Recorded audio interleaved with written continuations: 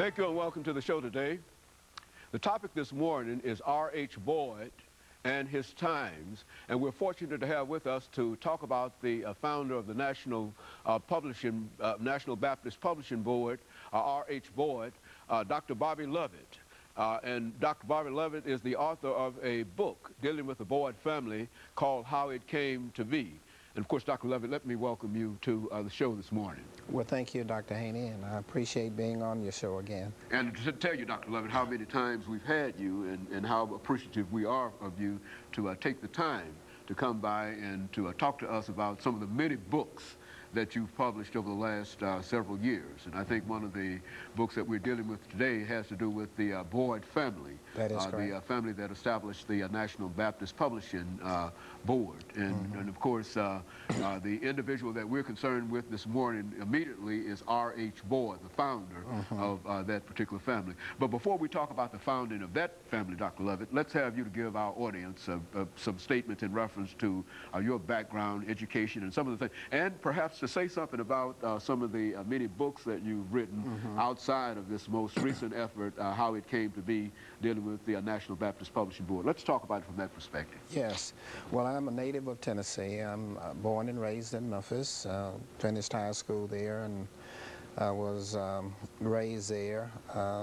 Did all of my college education at the University of Arkansas, master's, doctorate, bachelor's degree, and so on.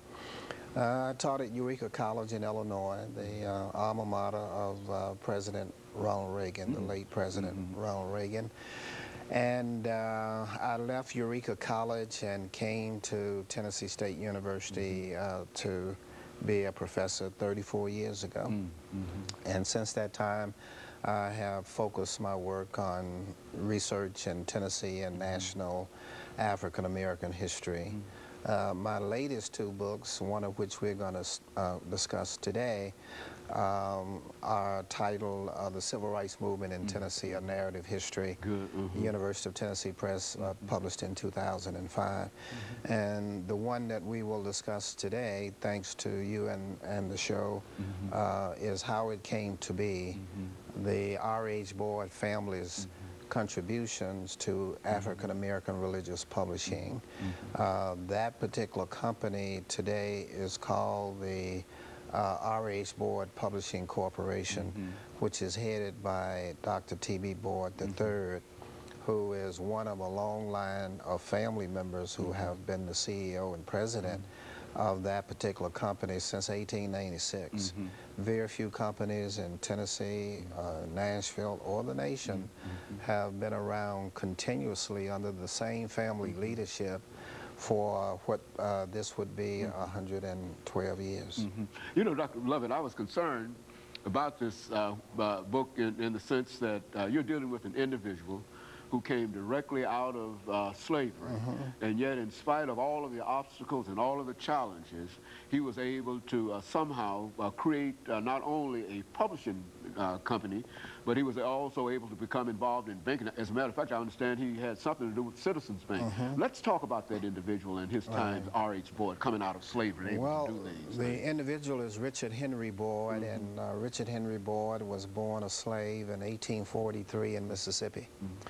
By the time he was 15, he was sold and went with his master's family to Texas.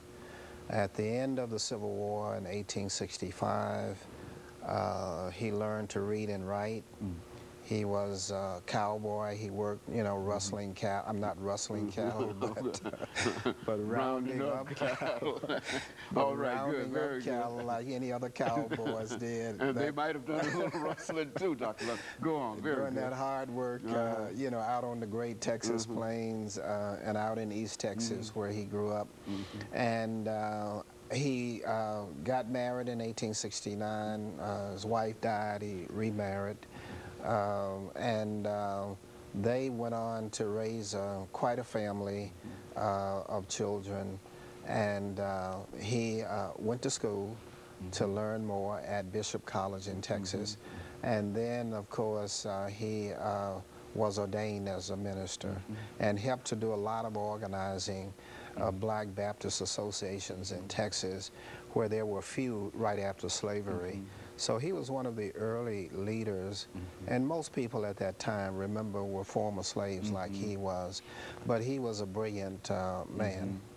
Even able to, and I'm intrigued by the idea that he learned to read after slavery, you see, and the ability to be able to do so. And of course, let me make preparation, Dr. Lovett, for our first commercial break, after which time we'll come back and talk about some of the other activities and members that R.H. Boyd, as well as other members of the family, became involved in. And of course, we'll be back with our audience following this very, very short commercial break.